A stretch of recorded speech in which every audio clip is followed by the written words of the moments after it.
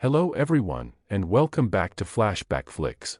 Get ready for another deep dive into movie history. If you love our recaps, hit that like button and subscribe for more. Brace yourself for an epic adventure in Paws of Fury. Watch as an underdog steps into the world of samurai, bringing chaos, comedy, and courage to the fight. It's a showdown you won't want to miss. Our story unfolds in feudal Japan, where the land is governed by feline shoguns. As the current shogun's reign is coming to an end, the time has arrived to select his successor. Among the contenders is a cunning cat named Ikacho, who is determined to become the next shogun. To secure his position, he goes to great lengths to impress the current shogun, aiming to prove himself as the worthy heir. One of his grand plans involves expanding the palace. However, there is a small obstacle in his way, a small town called Kakamucho that spoils the view from the palace. Consequently, Ikacho sets his sights on destroying the town to make room for his grand design. Since the town is protected by samurai, Ikacho orders his general to eliminate them. Believing that without the samurai, the villagers will flee, Ikacho's bandits attack the town, causing chaos and panic as people flee in terror. In the midst of this, the town's samurai steps forward to defend the village, but upon seeing the bandit army, he also flees in fear. The following day, the town's inhabitants gather to find a solution.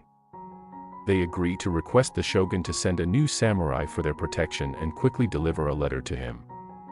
The shogun learns of what is going on and communicates with Ikacho about sending a samurai to protect the citizens of Kakamucho. In response, Ikacho goes to his dungeon, where he is keeping a dog named Hank, who was captured for crossing the border and because cats hate dogs. As the guards drag Hank to the execution point, he pleads for mercy, insisting he came to their land only to become a samurai.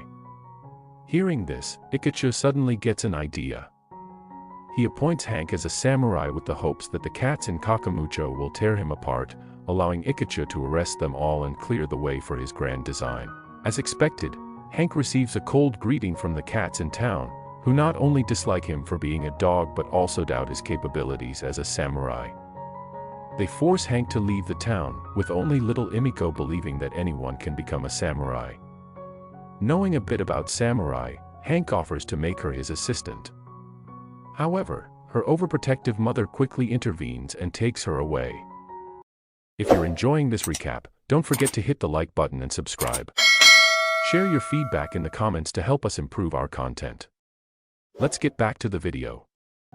Later, Hank meets a fat former samurai named Jimbo, who spends his time drunk off catnip. Realizing that Jimbo might be capable of teaching him something, Hank asks him to help train him to become a samurai. Jimbo asks Hank why he wants to become a samurai. Hank shares his story. He was always the runt, bullied by other dogs in his neighborhood. One day, a mysterious samurai saved his life, inspiring Hank to become a samurai himself. He even keeps the samurai's sword. Jimbo recognizes the sword as his own and recalls the incident. Despite this, Jimbo initially refuses to train Hank. However, Imiko, who was hiding, reminds Jimbo of the samurai's oath, prompting him to reluctantly agree. The next morning, Jimbo asks Hank to sign a contract. According to the contract, Hank must be brave, help those in need, and always obey his master. Hank signs the contract, and they begin the training. Hank and Jimbo go through a training montage where Hank proves to be clumsy in his efforts to become a samurai. Jimbo realizes that the samurai training is designed for cats and decides to let Hank be who he is. Consequently, Jimbo designs a new training regimen tailored to Hank's strengths. Although Hank lacks cat-like reflexes, he has strong smelling senses. Jimbo allows him to use these abilities, and Hank begins to show significant progress. Meanwhile, Ikacho sends out a large cat called Sumo to attack Kakamucho. Sumo causes some destruction, which forces Hank into action. While Hank gets thrown around, Imiko attempts to get in on the action.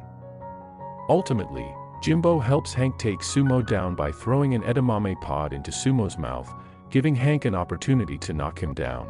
This victory helps boost Hank's status as a heroic figure. Later that night, Hank treats Sumo's injuries and apologizes for hitting him too hard, urging him to go and enjoy his life.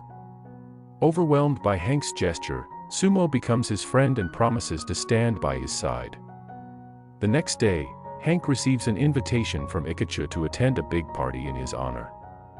Jimbo advises Hank against going, but he has started to let his newfound fame and glory go to his head, leading to an argument between them. Hank proceeds to the party, where all the cats were paid by Ikachu to pretend to be excited for him. During this distraction, the bandits invade Kakamucho and trash the place, leaving a trail of devastation everywhere. They also capture Sumo and take him back to Ikachu's palace. When Hank returns, everyone looks at him with shame and disappointment for not being there when they needed him. Realizing his failure, Hank prepares to leave Kakamucho. However, he looks at some origami made for him by Emiko and chooses to remain a hero. Jimbo tries to break into Ikachu's palace to free Sumo. Hank arrives to help, and Sumo is grateful to both of them. Once it is known that Sumo has broken out, Ikachu's thugs go after the heroes. Jimbo helps Hank and Sumo escape, staying behind to fight off the villains, seemingly sacrificing himself in the process. Subsequently, Ikachu rounds up an army with Oga to storm Kakamucho and take everyone out by force. In response, Hank rounds up the citizens in an attempt to fight back and defend themselves. They create paper copies of themselves and leave them in town while the raiders invade, trying to cause more destruction. When the raiders realize they've been duped, Hank sets off a series of explosives to take out the villains. The citizens then proceed to fight the raiders, just before the shogun arrives. The shogun inquires about the situation, and Ikachu blames Hank, demanding his arrest. The shogun orders Hank to be taken into custody. Ikachu then instructs Oga to eliminate Hank, but Jimbo intervenes, saving Hank and explaining everything to the shogun. Oga then reveals Ikachu's entire plan, causing the villain to flee, but Hank chases after him. In the climax, Hank and Ikachu duel in the palace. The two fight on top of Ikachu's giant jade toilet. Hank is joined by Jimbo, and Oga tries to help Ikachu. The two fall into the toilet, causing it to overflow and send a wave toward Kakamucho. Hank then gets the cats to dig a hole to divert the water. 3 kittens get swept up by the current, so the citizens, now joined by Oga, put in a team effort to rescue them. With the town saved, Hank is hailed as a true hero. The shogun, impressed by Hank's bravery and dedication, offers him a full-time position as a samurai.